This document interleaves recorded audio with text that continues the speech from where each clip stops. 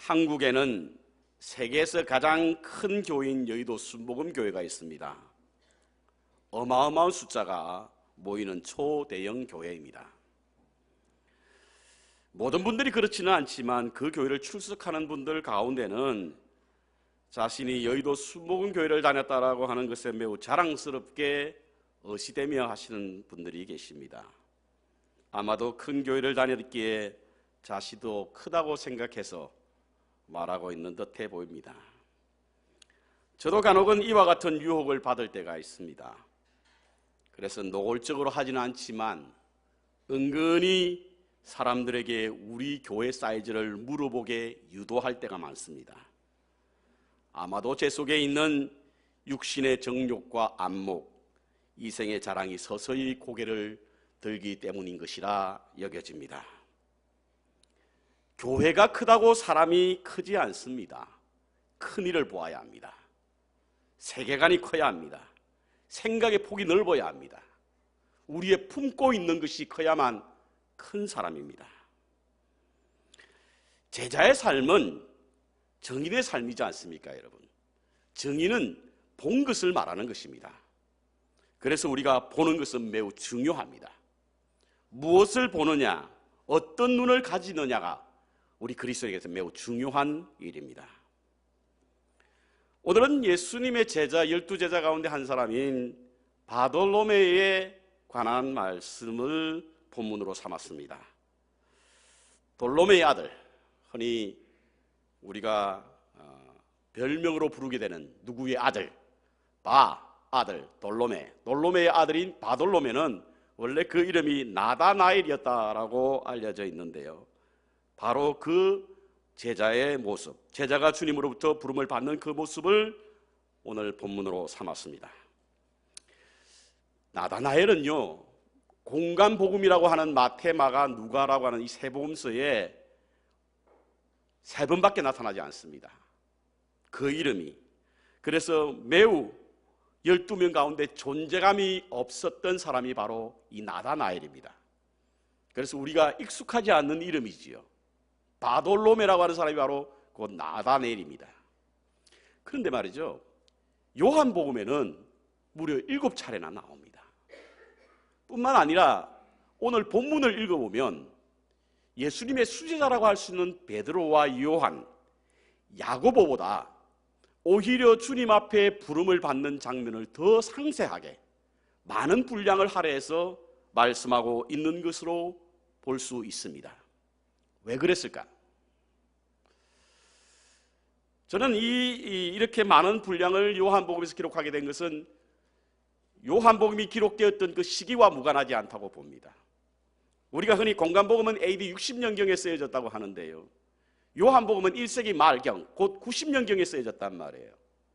그러니까 마태, 마가, 누가가 쓰여졌던 AD 60년과 요한복음이 쓰여졌던 AD 90년의 그 30년간의 간격 속에서 나다나엘이 다시금 재조명되었을 것이다 라고 보는 것입니다.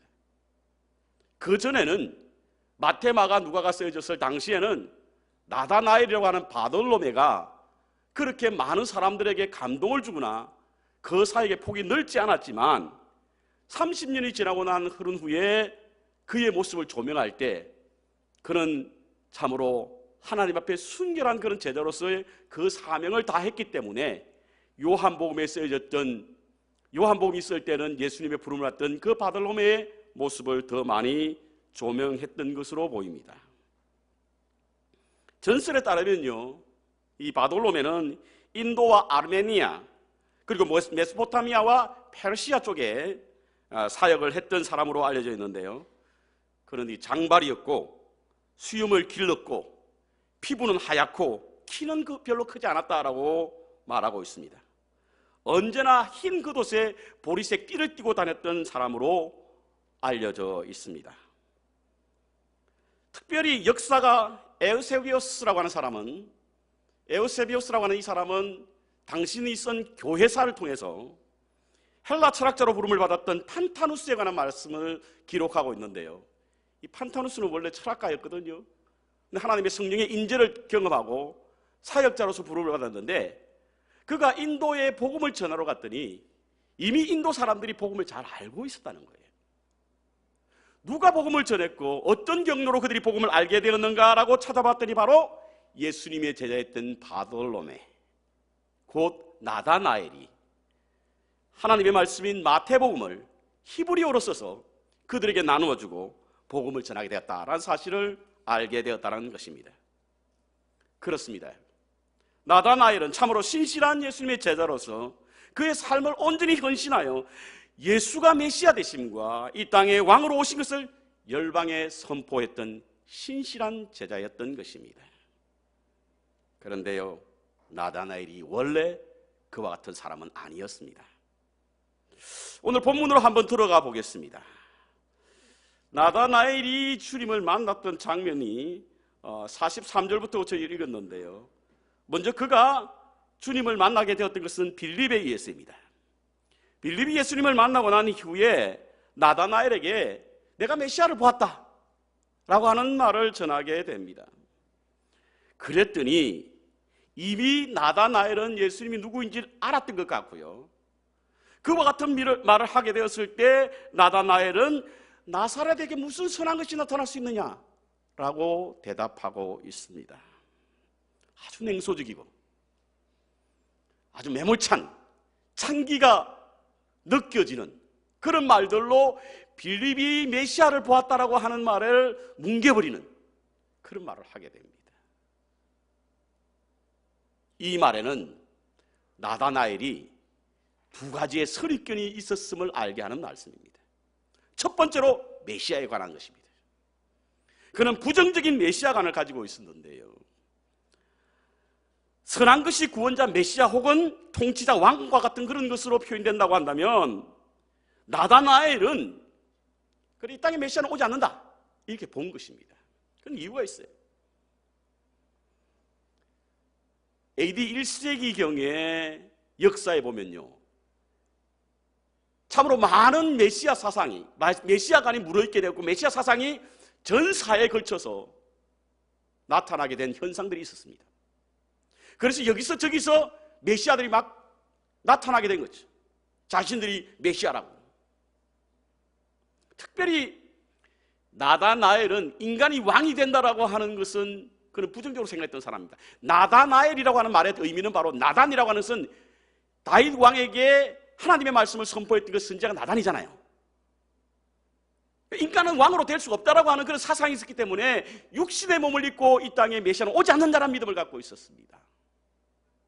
특별히요, 사도행전에서도 나오는데요, 사도행전 5장에 보면 당시에 가말레일이라고 하는 공회원 중에 최고의 학문과 존경을 받는 사람이 사도행전 5장에 두 사람의 이름을 거명하면서 이전에 더다가 일어나 스스로 선전함에 사람이 400명이나 따르더니 그가 죽임을 당함에 따르던 모든 사람이 흩어졌다라고 하는 말씀. 더다라고 하는 메시아가 나타났다는 거예요. 400명이 따랐다는 거죠. 그런데 그가 망한 적 모든 사람이 흩어졌다는 겁니다. 뿐만 아닙니다.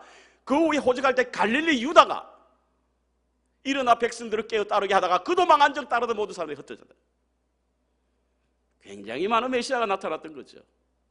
근데 그와 같은 메시아가 나타났다가 다 사라졌다는 거예요. 그래서 나다나엘에게는 이 땅에 메시아는 없다 라고 하는 선입견을 가지고 있었습니다. 두 번째 선입견은 바로 나사렛에서 결코 메시아가 나타나지 않는다는 겁니다. 메시아가 나온다 하더라도 적어도 그 땅은 나사렛은 아니야, 이런 선입견이었습니다.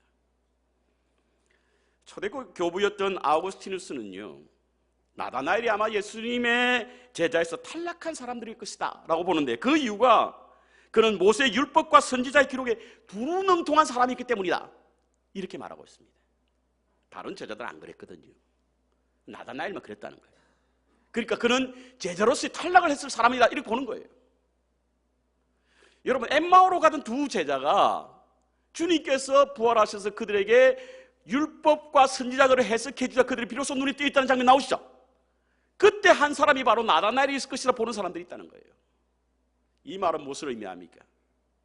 그는 율법과 선지서에 굉장히 능통한 사람이었어요.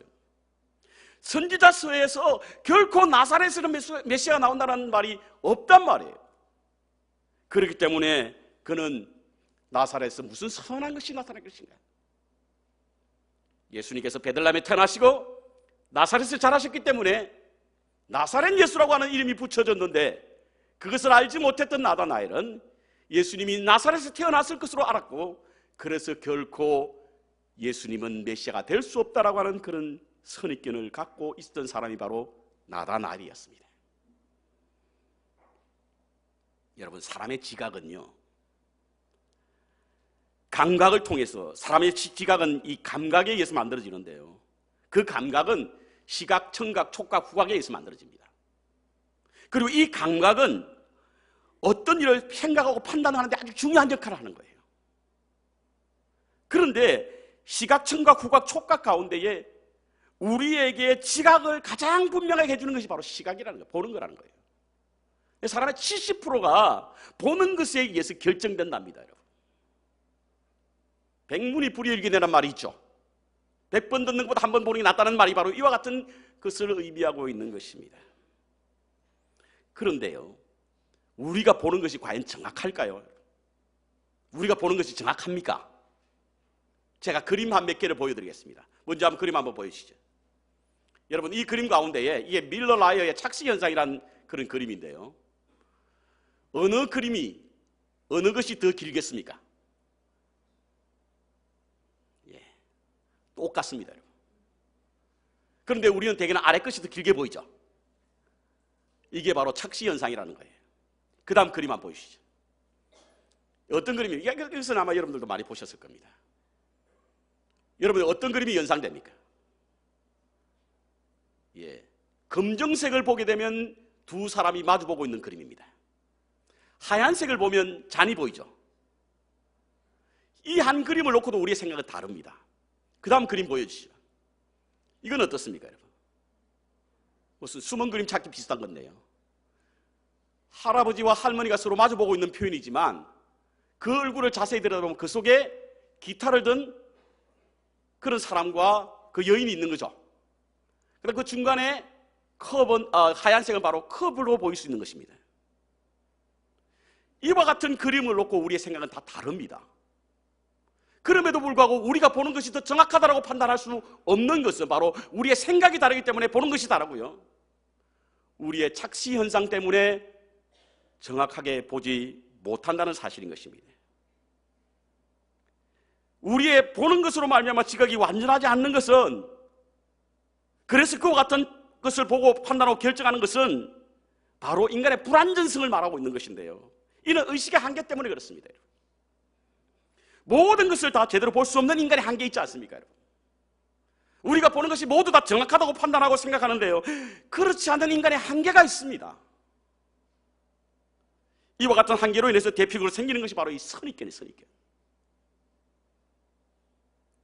있는 그대로 보고 듣는 그대로 믿는다고 하지만 다 볼 수 없는 인간의 한계, 제한적인 어떤 삶의 맥락, 자연스럽게 자신이 알고 있는 어떤 범위, 생각하는 범주 안에서 우리가 선입견을 갖는데요, 이와 같은 일이 얼마나 잘못되어 있는가를 알게 하는 겁니다.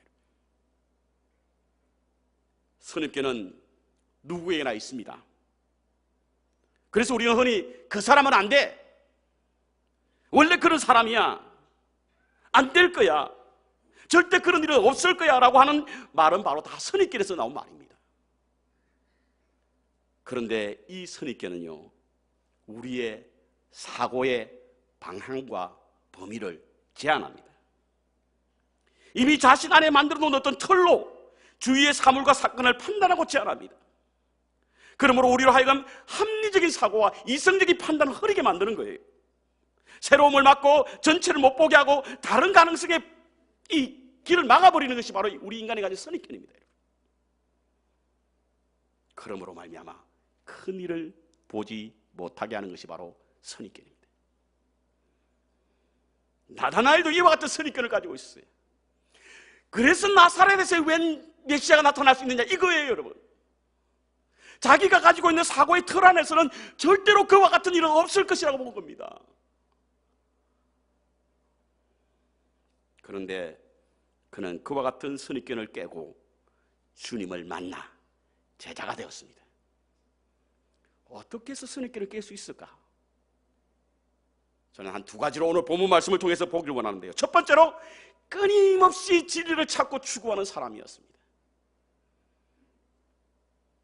그는 선입견으로 말미암아 편견은 있었지만 그렇다고 해서 자기의 사고가 굳어 있지는 않았습니다. 끊임없이 진리를 찾고 추구하는 사람이었습니다.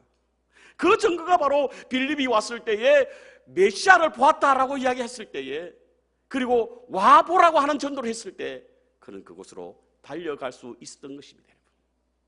만약에 그가 선입견이나 편견이나 고정관념에 사로잡혀 있었다고 한다면 그는 진리를 찾는 일도 진리를 추구하는 일도 없을 겁니다. 그 누가 와서 말을 해도 말을 듣지 않았을 거예요. 하지만 그의 선입견은 있었지만 진리를 찾고자 하는, 추구하고자 하는 그런 마음이 있었기에 그에게 찾아온 빌립에 의해서 그는 주님을 만나러 가게 됩니다. 예수님이 메시아이심을 가장 잘 아는 방법은요, 진리를 찾아야 합니다. 여러분. 추구해야 합니다. 경험해야 됩니다. 말씀으로 경험하든지 체험으로 경험하든지 다른 사람의 삶의 간증으로 경험하든지 체험해야만 우리가 가지고 있는 선입견과 고정관념과 편견에서 벗어날 수 있는 것입니다. 이번 랑캐스터 갈 때 우리 이전도 사람이 넌센스 키드를 했어요. 작년에 했던 것 같은데 함께 또 웃었습니다. 들기름과 참기름이 섞이면 무슨 맛이 납니까? 이 질문이었어요. 무슨 맛이 날까? 대답은 엄마한테 맞는다 이겁니다. 참기름과 들기름을 섞으면 엄마한테 맞는다, 이게 대답이었는데요. 왜 엄마한테 맞죠? 참기름과 들기름은 섞이지도 않을 뿐만 아니라, 섞이나요? 맛을 모르지 않습니까? 참기름의 맛을 모르는 거거든요. 참기름은 참기름도 있고 진짜 참기름도 있고 정말 진짜 참기름도 있는데요, 이 가짜가 많다라는 뜻인데 진짜와 가짜를 구분하는 것이 뭡니까? 맛이죠, 맛. 우리는 알 수 없지만 음식을 하는 주부들은 금세 알아차립니다. 저는 그 퀴즈를 들으면서 우리 그리스도인들도 맛으로 판단하겠다. 진짜인가 가짜인지. 진짜인지 가짜인지 맛을 보면 알잖아요.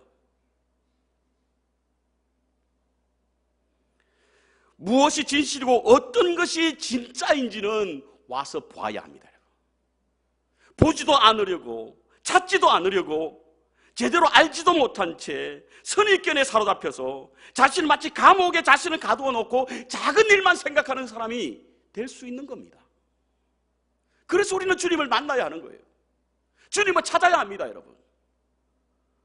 우리를 가두고 있는 사고의 틀에서 벗어날 수 있는 길은 주님을 찾는 일입니다, 여러분. 주님을 만나는 일이에요.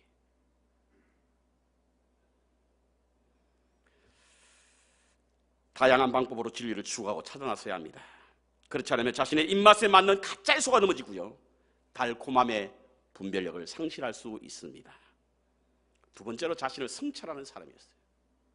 선입견에서 벗어날 수 있는 길은요, 자기를 성찰하는 길이에요.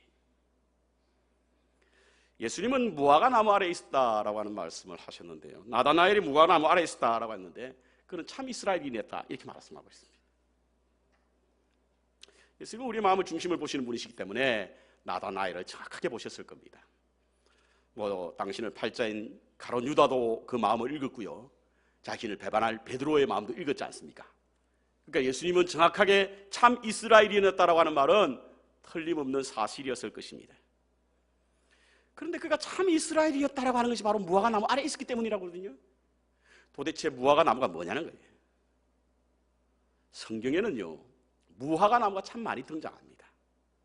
이는 이스라엘에게 가장 흔한 나무이기도 하고 또한 가장 오래된 나무이기도 합니다.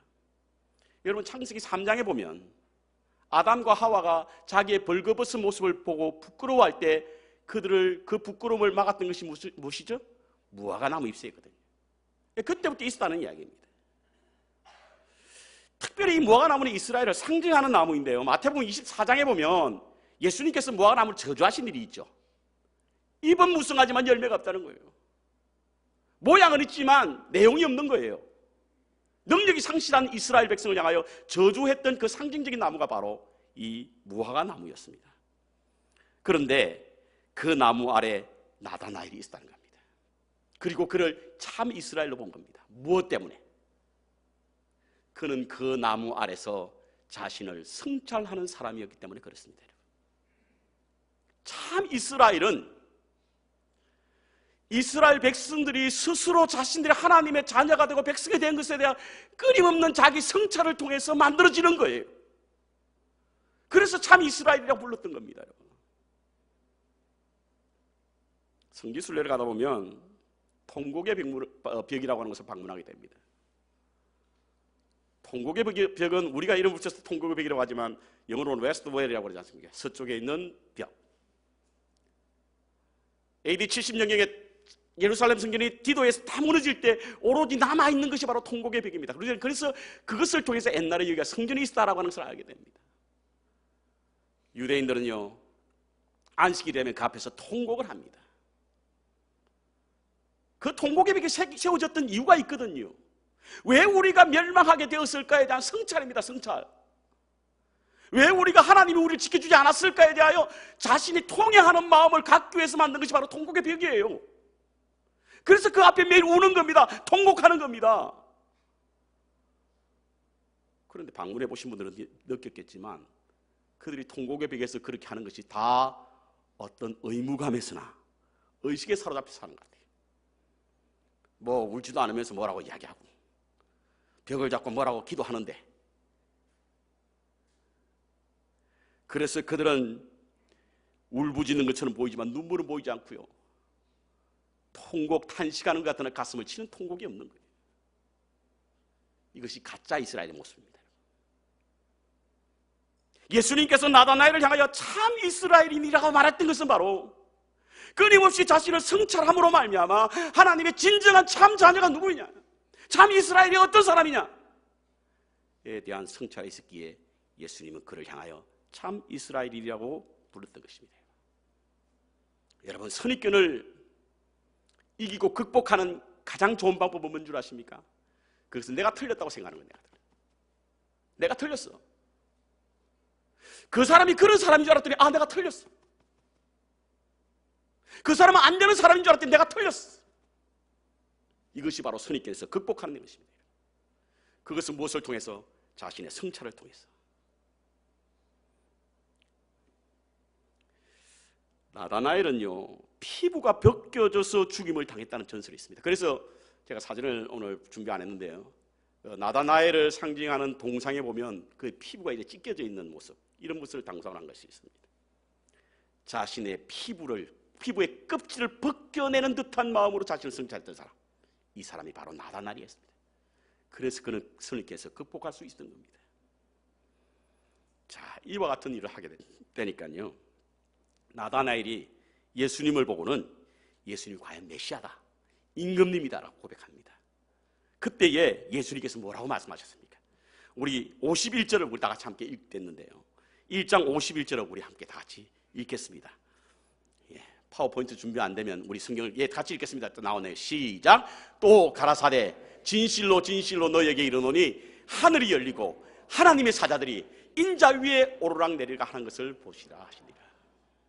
이 말씀은 언제 나왔냐면, 너희가 표적을 본 거로 믿느냐, 내가 더 큰 일을 너희에게 보이리라. 이스라엘 사람들은 표적을 굉장히 좋아했어요.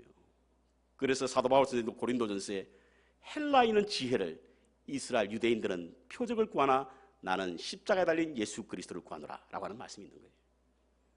예수님이 가는 곳곳마다 표적을 행하니 구름대와 같이 모인 거예요. 아마 오늘날 이 시대도 예수님 시대만큼 표적이 일어난다고 한다면 많은 사람들이 모일 겁니다. 그런데 주님이 하신 말씀이 뭡니까, 여러분? 표적을 본 거로 믿느냐, 더 큰 일을 보게 될 거예요.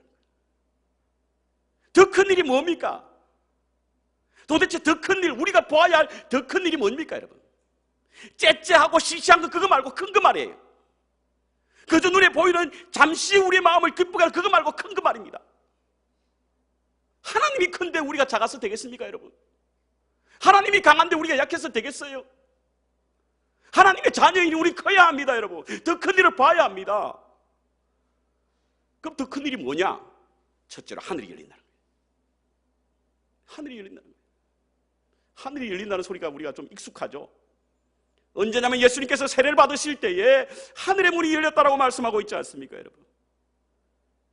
마태복음 3장 16절에 예수께서 세례를 받으시고 곧 물에 올라오실 때 하늘이 열리고, 주님이 이 땅에 우리에게 보여주실 것은 하늘이 열리는 것입니다. 여러분. 하늘이 열리는 거예요. 여러분, 우리는 이 주님을 알기 전에는 하늘을 몰랐습니다. 땅만 보고 살았잖아요. 그저 땅의 그 육신의 것, 세상의 것, 세속적인 것에만 관심이 있었잖아요. 주님이 오시고 나니 하늘을 알게 된 거예요. 하나님을 보게 된 겁니다. 그래서 스데반 집사는요, 순교의 현장에서도 그는 하늘이 열리는 것을 보았다고 사도행전은 기록하고 있는데, 7장 56절을 보니까 사도행전 7장 56절 보라, 말하되 보라, 하늘이 열리고, 하늘이 열리고. 우리는 이 땅에 땅의 것을 보지 않고 하늘의 것을 보게 되는 것은 바로 예수 그리스도가 이 땅에 오신 민 줄 믿습니다. 주님을 통해서 이렇게 하늘을 보는 거예요. 주님은 우리가 이해할 수 있는 범주만큼 하늘을 보이셨어요. 그래서 우리가 하늘의 소망도 갖게 된 겁니다. 하나님 나라의 영원한 세계도 보게 된 겁니다. 하나님이 어떤 분인지도 알게 된 거예요. 주님께서 우리에게 보이고자 하셨던 큰 일은 하늘이 열리는 겁니다. 두 번째, 사자들이 인자 위로 오르락내리락 하는 것을 볼 것이다. 이것도 어디서 많이 보던 이야기죠. 창세기 28장에 보면요, 야곱이 삼촌 라반 집으로 가다가 광야에서 꿈을 꾸게 되었는데, 꿈에 본적 사닥다리가 땅에 서 있는데 그 꼭대기가 하늘에 닿고 본적 하나님의 사자가 그 위로 오르락내리락 하더라. 그래서 그곳을 뭐라고 지었죠? 베델. 벳, 집, 엘, 하나님. 하나님의 집으로 지은 거예요. 뿐만 아니라 그곳을 하늘 문으로 지었습니다. 하나님의 집이요 하늘로 가는 문이라. 여러분, 우리가 큰 일을 본다라고 하는 것은 이 세상에 작은 것, 시시한 것 보는 거 아니에요. 하늘의 문이 열리고 그 위로 오르락내려가는 문이 열린 그것을 보는 겁니다.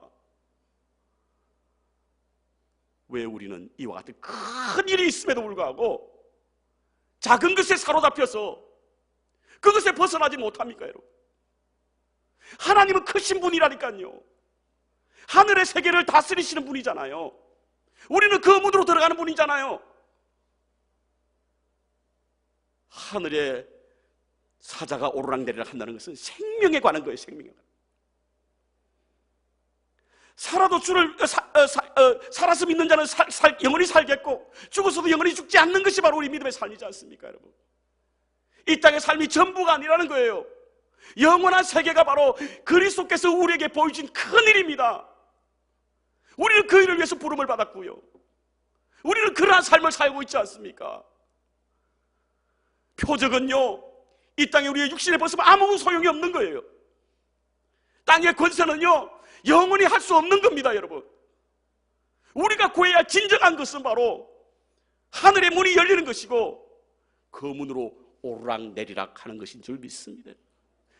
그 일을 하나님이 주셨다는 거예요. 그것을 보게 될 것이라는 이야기입니다, 여러분. 저는 우리 만백성교회 교인들이 이런 큰 일을 볼 수 있는 은혜가 있기를 주님의 이름으로 축원합니다, 여러분. 큰 믿음을 가지시기 바랍니다. 자꾸 작은 것에 머무르니까 비본질적인 것에 우리가 매이고요, 영원하지 않는 것에 우리의 생각이 빼앗기는 겁니다.